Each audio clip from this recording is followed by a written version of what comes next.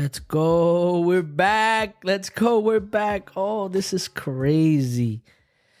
This is insane. Episode 2. We're back. We're back. Yes, sir. Babe, how does it feel? We're back. Episode 2. How do you feel?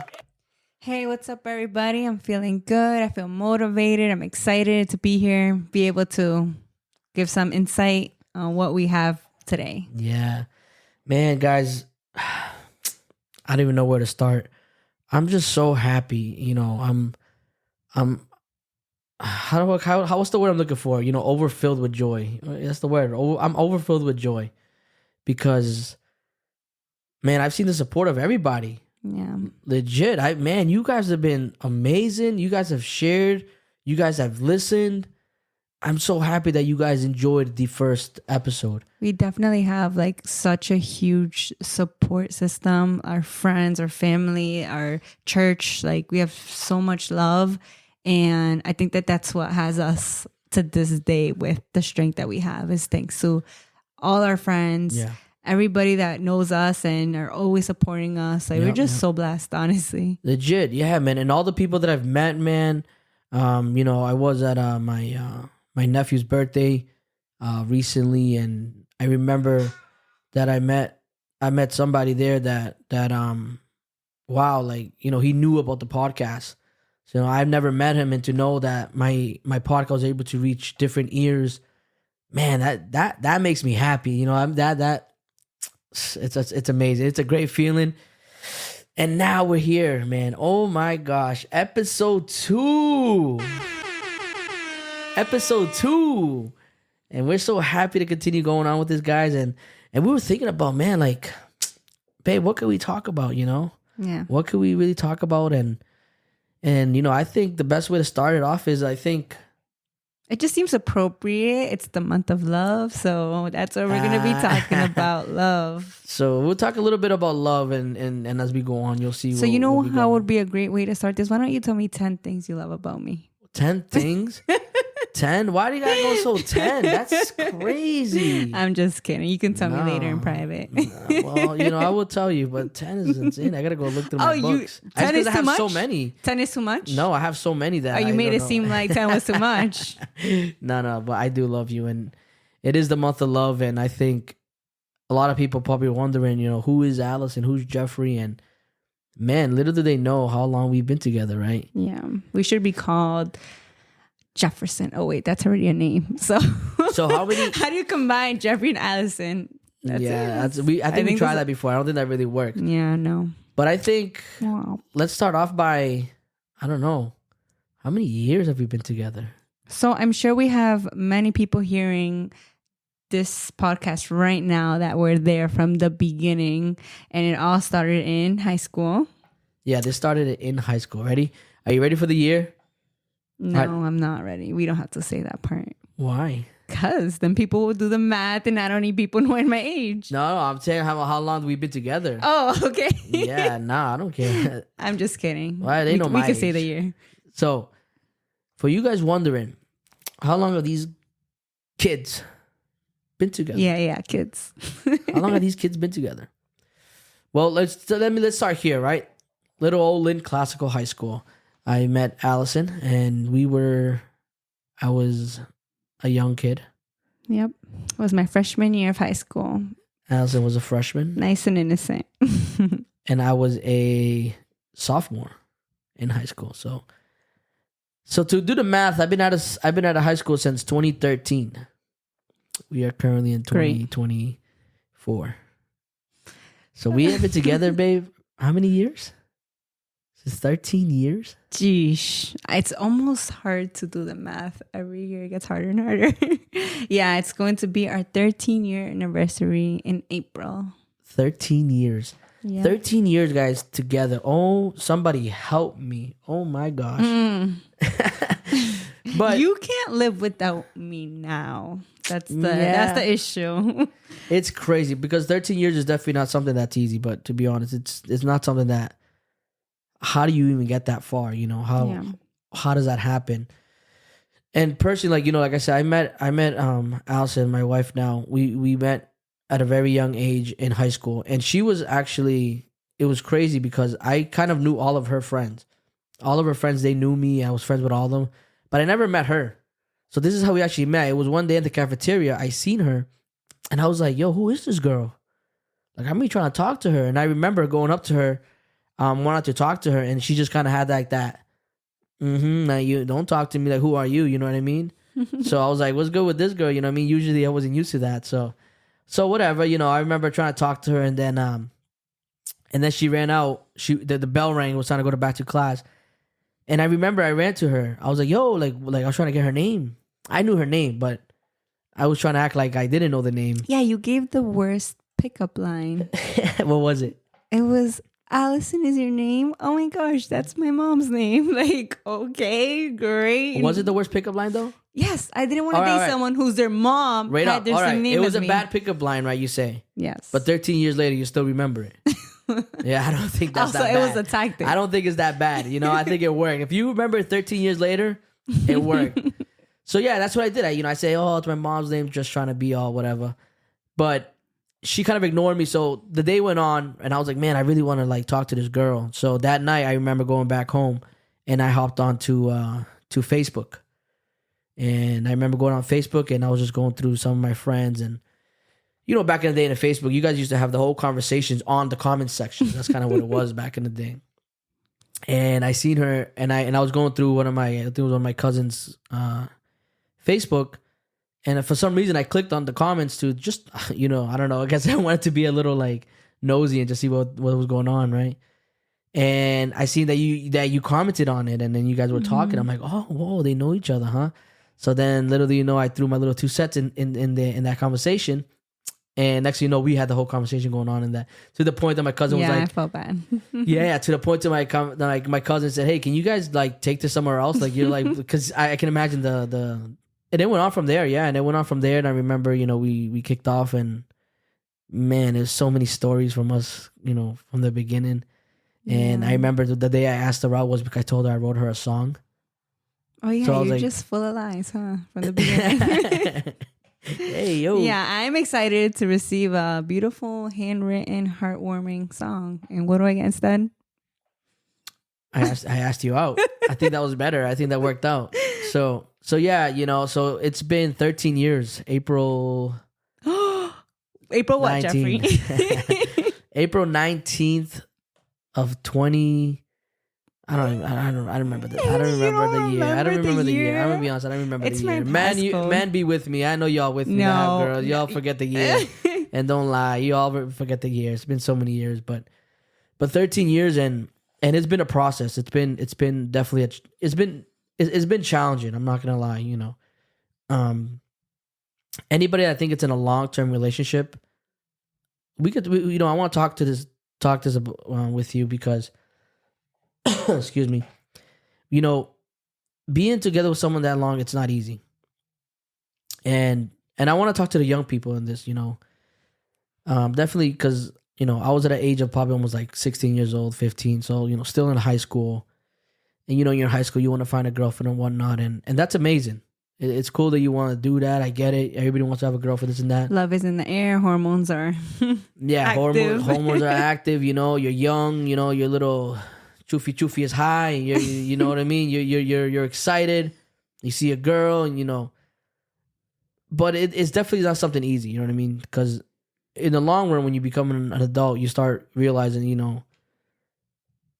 Yeah, it's funny. We work with teenagers. Yeah, and we obviously don't really want them dating at a young age because. They're exposing themselves to a lot of stuff. And one day, one of the teens go like, wait, didn't you and Jeffrey date at 15? So why you telling us not to? Who says I'm not going to find my future husband in high school? And I'm just like, look, like I said, I'm not saying don't do it. I'm really not telling you not to do it. You can do it. But my thing is that it's going to be very difficult, and it's going to be hard because for me and Allison, it definitely, we had so many challenges to get to the point that we were at. And if I can go back and I tell the time, and I think your view is different on this, but there were a lot of things that we had to basically we were not able to do because we had to because we loved each other and we wanted to be together. We wanted to stay together here. So it was a lot of things that we didn't do. What do you think? Yeah, definitely. We each had our own personal goals, as in going to college, or when your situation, it was your goals with the army, and for me, it was going, abroad, or just kind of being with my friends, and for you being with your friends, and it was like, okay, but I also want to be with my So for example, when for the users that guys that don't know, I joined the National Guard. And quick story about that, right? Before I joined the National Guard, I had everything set to join the big army, which was the active duty military. I had everything set. I was ready to join them. And funny story was that I did all the paperwork with the recruiter. Okay. What's a recruiter? A recruiter is someone that kind of like helps you get into the army. So if anybody out there, and shout out to my recruiter, Sergeant Brown. I love that guy, even though he sold me the infantry as something amazing, but it was amazing. I enjoyed it. Trust me, I enjoyed it. I loved it, but it's definitely not easy. And shout out to him though. So if anybody's thinking about it, let me know. I got a couple recruiter friends. I'll send you their ways. They'll just explain to you how it works. Don't worry about it. They won't get you in, but you can at least test the waters. But when I joined, right before him, it was a different recruiter, and it was for the active army. And I remember I did all the paperwork with this guy. He even came to my house and he talked to my parents because I was under the age. I was 17 years old. And he comes in, he talks to my parents, and everything seems like, my parents obviously didn't want me to go in, and I'm thinking like, man, I'm really gonna be away for a while, and then I started thinking about you. I'm like, man, like I feel like if I go active army, like I just don't think this is gonna work out, because there's just no way. Like I'm gonna be away, and I personally didn't see it gonna work out. I really did. I think I really felt in my heart that if I went active duty in that moment, me and you wouldn't be together, because imagine I would never be home. So I remember that my recruiter, he had all the papers done, and at the end of that week, whatever, like it was like a Thursday, and like that Saturday, he was gonna take me to what they call MEPS. MEPS is kind of like where they already do the physical on you, and basically you get sworn in. And I remember he picked me up at school. We drove all the way to like Peabody, and he goes, "All right, Jeff, here it is. You're just gonna sign here, and we're all set." And da da da. And I remember I froze. I was like, "What am I gonna do?" And I told him, like, "Nah, I'm not doing it." When I tell you this guy was angry, oh my, sick. Yo, he was. Can you imagine? It was a lot. It's a lot of paperwork, and then the last signature he probably needed from me, I was kind of like, no, I'm not gonna do it. Jeez.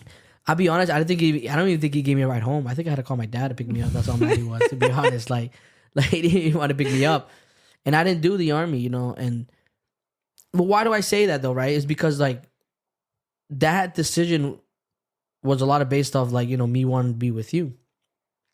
And young people now that want to do something that they really want to go and do something, they limit themselves with those situations. Thank God, like I said, for my Sergeant Brown, that he told me about the guard, which was like, okay, it's kind of like the same thing, but I get to stay home, something like that. And I loved it. It was a great decision I made, but how different my life would have been if I went to the active army, you know what I mean? So like every decision you do, it affects your future. You know what I mean? Right. Everything you do when you're a young person, it's going to affect you, down the line. Even as an adult now, if I'm 28 now, 29, whatever, any decision that I can make now could affect me 20 years down the line. Absolutely. Like you have to be very wise on any type of decision that you make, because don't look at it as that quick, like moment type thing. Start looking more towards the future. What is this going to bring 5 years from now? What is this going to bring 10 years from now? 20 years from now, is this decision going to affect me? And that really, was what kind of hit me a lot growing up. And I feel like you probably could have ran the same thing, because if you want to study abroad from, somewhere else, a different state or something, I'd be lying if I said I didn't feel responsible that you didn't do it. You kind of like, well, I want to be with him. And I'd be lying if I never said like, oh, you're going to leave me? I was probably toxic like that. Yeah. I don't know. We didn't even get to go to each other. Like we didn't even get to go to our own proms, because it was like when it was the time of my prom, you were away. And honestly, I don't know why we didn't go to your prom, but I know that we were restricted in a lot of things that we could do because one or the other had another things going on in their life. And I always wonder, like, man, what would that experience have been like for me? You know, I didn't get that picture, I didn't get that memory, and it's something that I don't 100% regret. Because your prom, I was in boot camp, right? That's what happened. I was away. Yeah, and then you made it up by. Well, we sort of went to a military ball around that time, but that wasn't that fun. It was different. It's not definitely not prom. Super young, and there was so many like older people there, and I just felt like a lost kid. It was definitely not prom vibes, but it was still an experience, and I have the picture memory. It was amazing to be able to experience things with you. Yeah.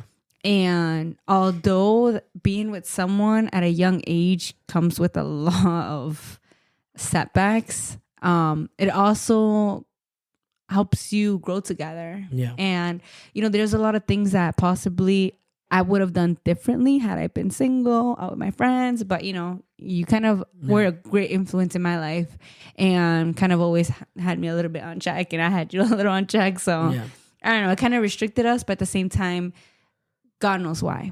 God knows why He put us in each other's lives, and it was for a purpose. And it was and it's not easy. Like I say, like, trust me, because as you grow, it's not something that's easy. It's definitely not, and so many things come around in life sometimes, and you're like, oh man, how am I gonna get through this? But I think even though through our faults and everything, that I guess we found a way. We trusted God that whichever way we go. And I mean, are we the perfect marriage? Are we the best marriage that there could probably be? No, but I think God does sustain us and helps us get through every type of problem that we kind of face. Yeah. And I know, and I think, like, that's the thing about marriage is, if you're gonna do it, I think you're still gonna be learning something every day, because you have to understand that the people are different. Like, you're 100% different than me, and I'm different than you. And when you're young, right, you're growing up, and you're growing up together, so it's kind of, man, like, a lot of things, we both like the same things, but in reality, there's still different things that we like. And like, oh, I kind of like this, and you like that. Or things that you kind of grow out of. So, for example, when we like started to change our life around, and, you wanted to start going to church, and I wasn't ready for that change, but. Yeah, so listen to this, guys. 5 years ago, it's about 5 years ago, right? Yeah. Mm-hmm. 5 years ago, I have a crazy past. I do. I've done a lot of crazy things in my past, and we'll talk about that one day. I promise. We'll talk about that. But I remember it came to a point when I'm like, okay, I've come to a point in my life where I'm too hooked on drugs right now. I'm too hooked on a lot of things that really are not benefiting me.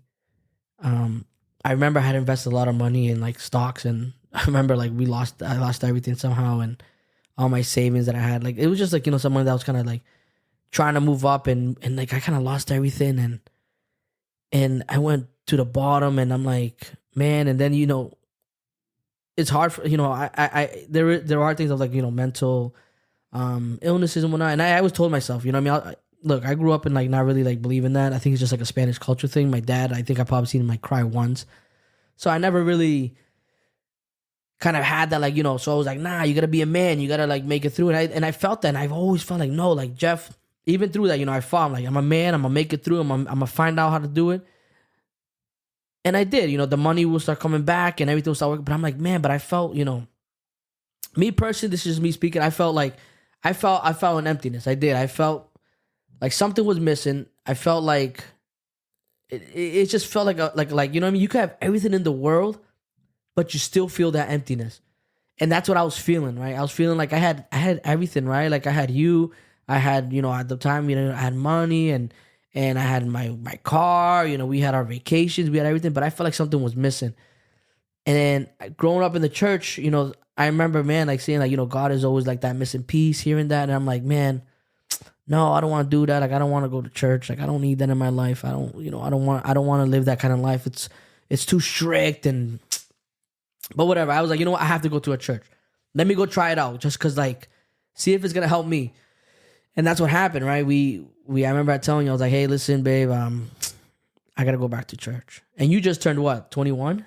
Yeah, I just turned 21.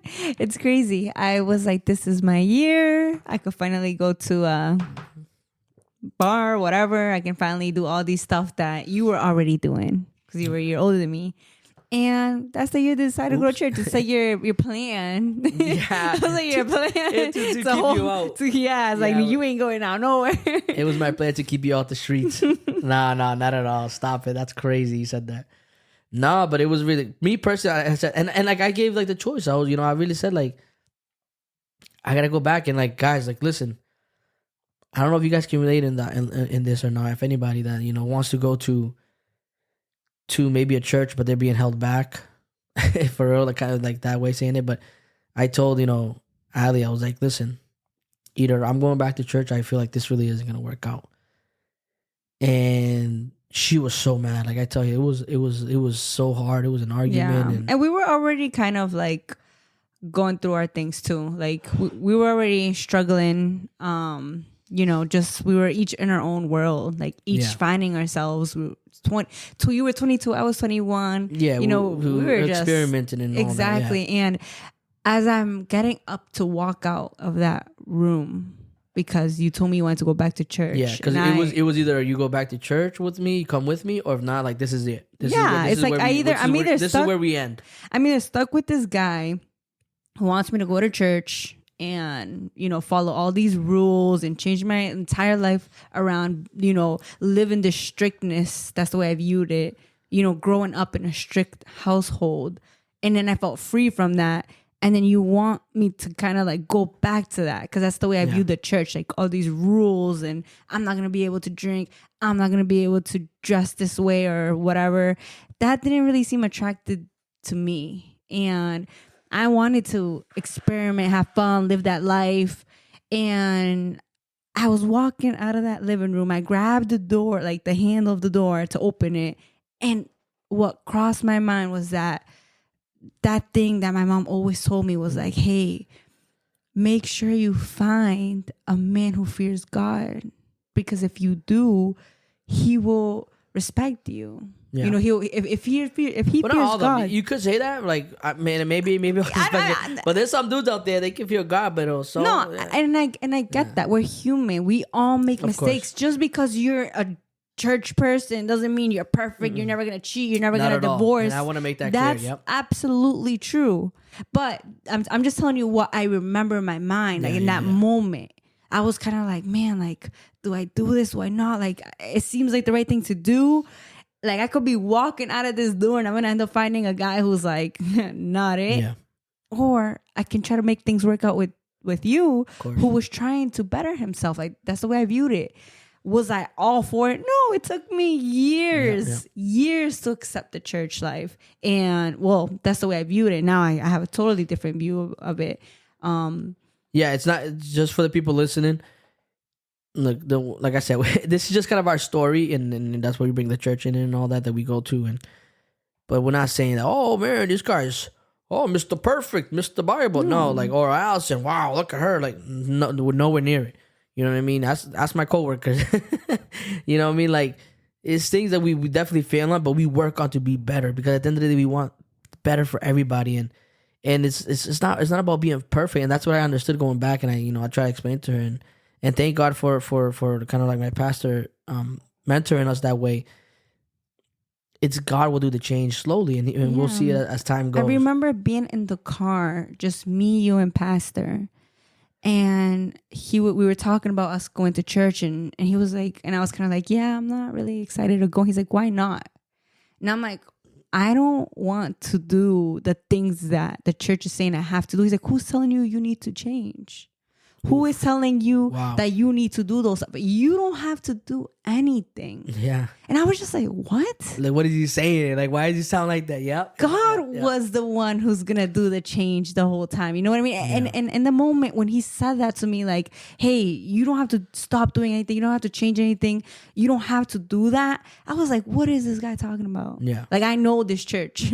I know the way that people are supposed to be. And I do not want to be that person. And he tells me that. I'm like, what? Like, okay. Like, because usually you're told, like, oh, you can't do that, you gotta do this, but it's the way he kind of, it's just amazing. I mean, the whole story, But that's kind of what, like go back to like us how we met. Like that's kind of how we met, and we've been through a lot, and we have so many stories that we'll probably share with people through time. Like your Hawaii trip, like your Jack Daniels, your favorite drink, and all that. No, not my favorite drink. We could talk about different stories of that another day, but yeah, we definitely went through a lot of things together, and it's been that long, that year, 13 years. So for those guys that, if you're young and you want a girlfriend,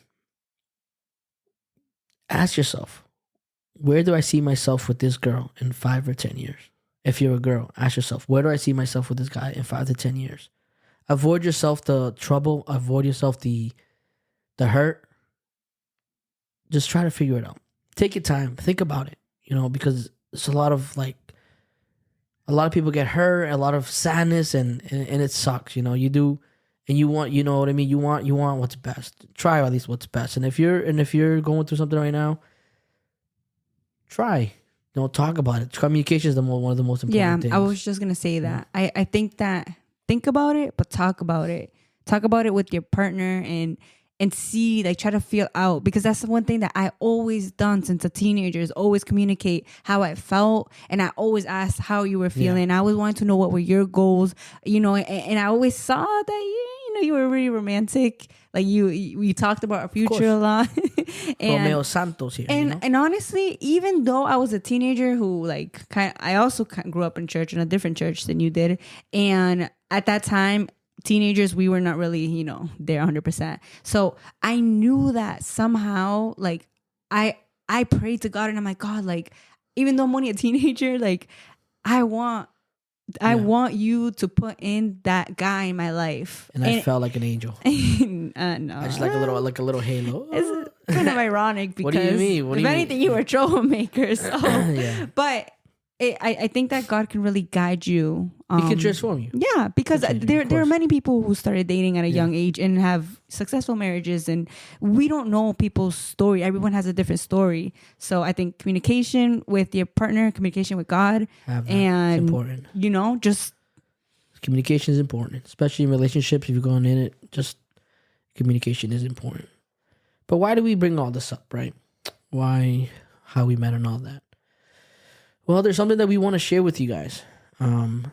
I think a lot of people know, and it's something that me and my wife went through recently, and I felt like we never really talked about it, right? I think this hasn't really been talked about, so we want to share it with you guys because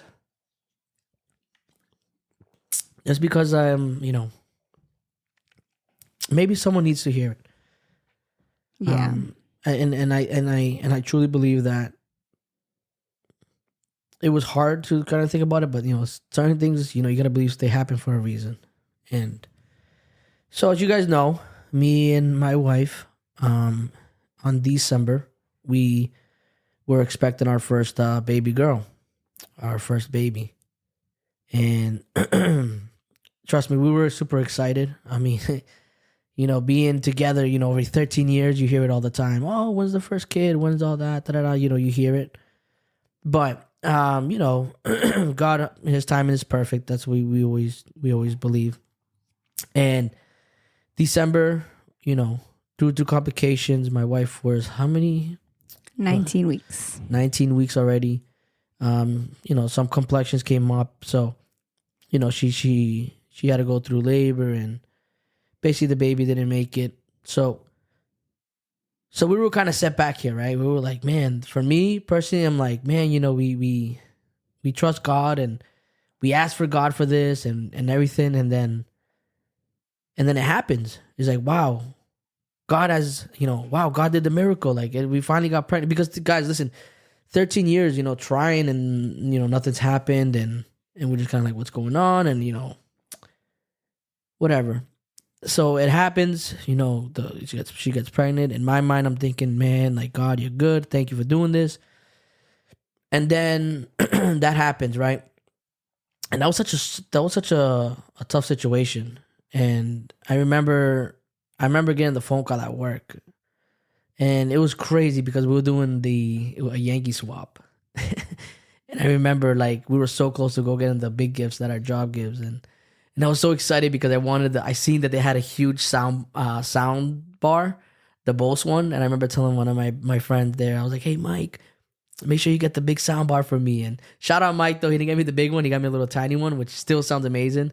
And I really wanted the big one, and I remember waiting there, and then and I remember getting the phone call though, and then my heart dropped. I'm like, whoa, like, what I mean? You were crying on the phone. I'm like, oh, like what's going on? And I remember running to the car, and I shoot out, and it was the toughest drive of my life. Right, it was about a 35-minute drive to get to the hospital, and nobody knows this, but in that drive, man, I'm just sitting there like God, you've promised me. I remember telling him, God, you promised me this. Do not let nothing happen. Like you made this happen. You made the miracle. Like don't let this get messed up. Like don't let me lose the baby. Like you promised me, Lord. Please, Lord. And that time you start asking God for everything. Like if I did something bad, God, like I'm gonna fix it. I promise this time. Like I'm thinking like if like because of what we do, sometimes God, whatever. So many things go through my mind and yeah, we got to the hospital and everything happened how it happened, and we lost our baby girl. We did. And I still thank God for the opportunity, because at the end of the day, I was a dad. He made me a dad, which was what I asked him, and I told you this the other day, and I was like, maybe I should be more specific next time, right? But I told God, to make me a dad, and he did make me a dad. But it wasn't easy. It was definitely hard, and there was a lot of things that my life wanted to resort to.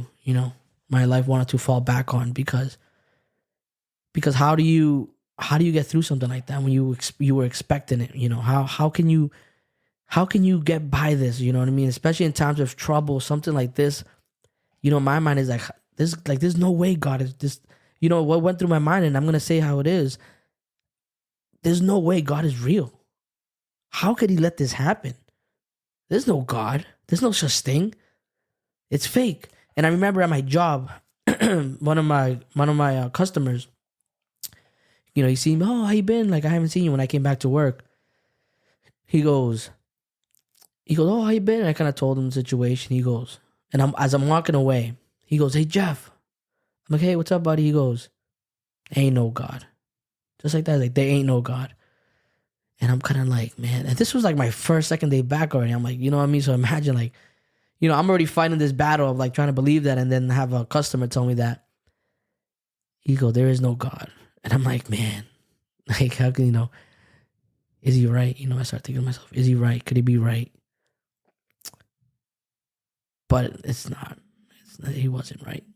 He wasn't right, because I tell you right now, the strength that I have felt in this situation when this all happened, the uplift that I have felt, the sense of peace that I have felt, it's unexplainable. Like I don't know how to explain it to anybody. All I know is that there is somebody bigger, somebody more powerful that looks over you. Believe it or not, if you want to or not, everybody has their own beliefs. You want to, people believe in their own things. And people can say, oh, well, it's just, your emotions and that. Look, no. The peace that I felt in that situation, to be able to feel comforted, it only comes from some supernatural being. And I believe highly that God held it down. And not only that, in that situation, to realize that, we had a funeral, to realize that all that was like, it was just taken care of. To know that none, like, you know what I mean? Like when you go, oh, how much do we owe for all that? The guy, don't worry about it. Everything's being taken care of. Everything's being taken care of. We called, shout out to my aunt too, helping out in that situation. But she made the call for me to the funeral home, and then she calls me. She's like, hey, listen, the funeral home says that, don't worry about it. They're going to take care of everything. I'm like, what, for real? Like, and then they go, and I call them, yeah, we're going to take care of everything. And then we have a beautiful ceremony and know that everything was taken care of. And then we were treated like, I feel like those were angels in the hospital with us. The way the two ladies, I wish I remember their names. I don't know if you remember their names, but they were two nurses, and like I still want to go visit them again and just talk to them. But they were so amazing to us. Like, man, like, usually the guy is kind of like the they say right in the hospital when a wife is a girl's giving like birth, the guys kind of like they don't really care about them. They put them in a corner or whatever. But they were nice to both of us, and hey, you want a bed, and I know those were like angels sent from God, and they helped us in that situation. It made us feel at peace, made us feel at peace. But why do we talk about that? I don't know if you want to share anything, babe. But I feel like, that why we want to go through that, to talk about that, is why do we speak about that situation? It's because there's plans ahead. Yeah, absolutely. Well, yeah, first of all, it was something that was super traumatizing for me. Just kind of being scared of, from the beginning of my pregnancy, being scared of giving birth, and then knowing that I have to give birth, but I wouldn't see the baby through. It was very traumatizing, and I can say that God has definitely been the reason why I'm standing right now. And it's crazy because I wouldn't say that it's strength. A lot of people tell me how strong I am and how strong I'm being and how they admire it, but it's literally not strength at all. I'm weak. I cry every day. But as soon as I finish my tears, wipe them off, and then I remember that God has the final say in my story. Yeah. And he has a way bigger purpose, and he can see way beyond what we see. Yeah. And I remember when that first happened, a lot of people would tell me that God has better things, right? God has bigger things. And what could be bigger than a life? Yeah, that's tough. What can be bigger than your own? People gotta know what to say in the situation. What can be bigger and better than your own first daughter? Yeah. First child. What could be? Nothing could be. Well, but that's the word of God. That's what his word says. It says that his plans are better than our plans. And I didn't choose to put that life in me. He put the life in me. Yeah. I didn't even know I was pregnant for 6 weeks. I wasn't trying to get pregnant. Yeah. I was we were living our life. We were traveling. We were happy. And then one day I end up in the ER because I'm throwing up and I have COVID and I was pregnant. Yeah. And I was in shock for weeks that I was even pregnant. And losing my baby and then hearing, oh, God has bigger plans. God has better plans. At the moment, it felt like irrelevant. Yeah. But now, as the days has been going by, all I can do is really stick to his word and really remind myself every day, like, hey, you need to remember what you signed up for when you entered this life with God. I decided to pick up my cross. Yeah. And surrender my life to God, which means that my life doesn't belong to me anymore. It belongs to him and his kingdom. Yeah. What he's doing in my life has many purposes. At the same time as I'm grieving, all I can do is make her life meaningful and remember that now that I have experienced this, I'm able to relate to many people, many women. Yeah. So many people have reached out to me telling me that they experienced the same thing. Yeah.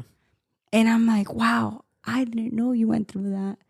And now knowing that other people have gone through the same thing as me, I know that I'm not alone. Of course. I know that I'm not the first person that this has happened to. No, I'm not the only person that this has happened to, but I just keep on going every day with that mentality. Every single time I'm trying to get sad, any single time that I try to get into that, state of just low, I think about how God's not done with my story. That's right. He has something else planned for me. All I can do is look ahead, and I changed my entire life around. I already felt like I was pretty happy, but now I'm determined to be even happier. Like I'm determined to make her life the motor to my life, and keep on going, keep on fighting, keep on being a difference, keep on, keep my optimism, keep on. I didn't want it to be the reason why I'm brought down, the thing that destroyed me. No, her life has big purpose. And, you know, I think that this topic for me, it is a little bit delicate. Yeah. And I stand here right now because I'm able to tell anybody out there who's going through any grief, any pain, any loss, whether it was loss of a person or loss of plants, that your story's not done.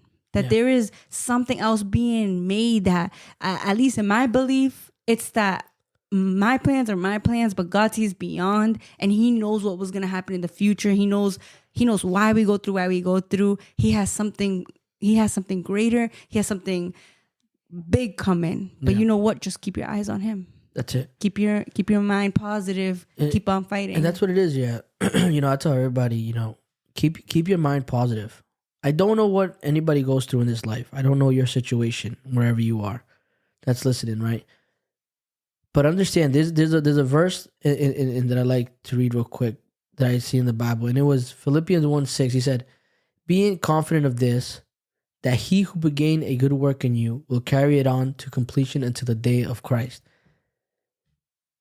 If the way I see it is this: if God has started something in my life, because God for me is love, God is good. And if he has started something already in my life, I don't believe that it's going to stay at that. It's going to stay there. You know, I don't believe that we're going to, that's it. You know, it's just going to be all bad, all sadness, all bad. You know, in this life, we're going to suffer. In this life, we're going to go through hardships. But it's how we set our minds for the future. It's how we want to plan ahead. Is this going to hold me down? Is this situation going to destroy me and just keep me in the state of like depression for my whole life? Is it where is it gonna lead me to? And I believe, as hard as it is, you know, God uses everything for a reason. And sometimes we don't understand it, we don't see it, but there is light in the end of the tunnel. There is something much better in the end of the tunnel. And I believe that, you know, you guys, anybody that goes through something, you can get through it. You can get through whatever you put your mind to. If you set your mind that you're gonna get through this, you're gonna get through it, and it's not gonna be easy. And you're gonna fight, and you're gonna feel like quitting. You're gonna feel like giving up. You know, sometimes you want. I don't know what our brain is so powerful that it can take us so many ways. But I believe that you can get through it, and I believe that you can go beyond and make bigger things in your life. So I encourage you guys, right? Because this wasn't something easy for us. It wasn't. And trust me, I wanted to go get drunk. I wanted to go buy a blunt or something and just smoke away some problems. Go back to drinking, maybe just get drunk and just, you know, because it's true. And when you smoke or you drink, you tend to forget these things. And it's true. It numbs it a little bit sometimes. It numbs it. Yeah, it numbs it. It's kind of like, you know, it numbs it and you kind of don't have to feel it. Yeah. But what would I get out of resorting to that? What, a headache the next day? Sick? Now, you know, money-wise, because back in the day when we used to smoke, how much money we used to drop on, like, just smoking? So much. Yeah. So it was like, you know, you start investing a lot of money in that. You're losing money. And listen, we can go on. At the end of the day, we can go on. And it is a path that, you know, I don't think it's going to bring anything positive in your life. What you're going to do is switch that mindset and say, this sucks. This is hard, but I'm moving up. I'm going to level myself up. I'm going to become bigger. This situation that I just went through, this hardship that I went through, is not going to keep me down on the ground. I'm going to get back up, and I'm going to come back stronger. And in my situation and yours, you know, if a kid's coming, we're going to believe it till you know, God has a final say. In the Bible, if you read about it, there was a lady that was, how old was Sarah? She was very old. I don't know, she was almost like in the 80s, 90s, 100. I don't even know how old she was. But even at that age, I'm not saying that's gonna happen now, you know what I mean?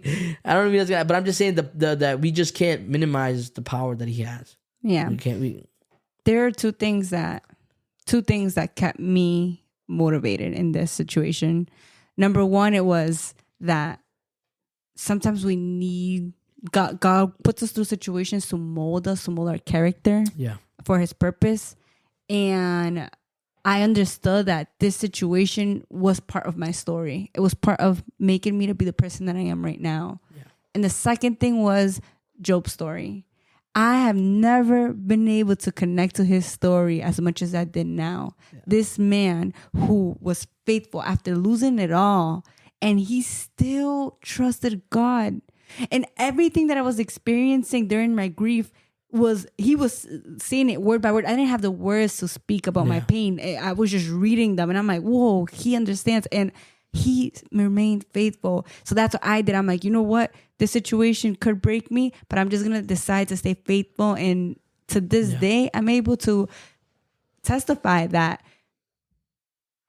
trusting God is the only way to be able to get out of these situations, and looking towards him, repeating his word over and over again.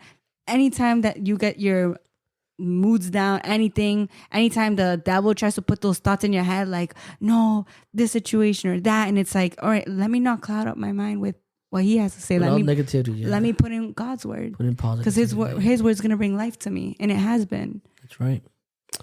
And but it's crazy experience. Obviously, we still have a long way to go. It's just how life is, and a lot of situations, But I think, let this be a time where, honestly, I feel like, I think it's a good time for everybody to remember a loved one. If you have a loved one, you have your family, give them a kiss, say, hey, I love you. Yeah, start your day with gratitude. Exactly. Start your day with gratitude, because you don't know what tomorrow might bring. Be thankful for what you have. Be happy for what you have. Even if it's in the most littlest things to the most high things, But be thankful and listen. I'm not trying to tell you here, yo, go believe in Jesus, because Jesus. No, I'm not telling you that. I'm telling you, even in life, if you don't want to believe in Jesus, believe what you want to believe. But the main purpose, the main focus that I'm trying to let you know is be positive and move on. Get out of that situation that you're in. If you're in a bad situation that's hurting you, you can get out of it, and I believe you can get out of it. It's mind over matter. Tell your mind, I'm going to get out of this. I'm going to become better. I'm going to become bigger than I was before. So that's it. That's it.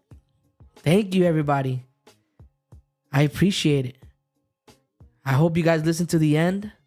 If you did, we're on Spotify and on Apple Podcast. You guys have been amazing. I love you all. Thank you for hearing. Thank you for getting connected. We'll be back with more soon. Stay tuned, everybody.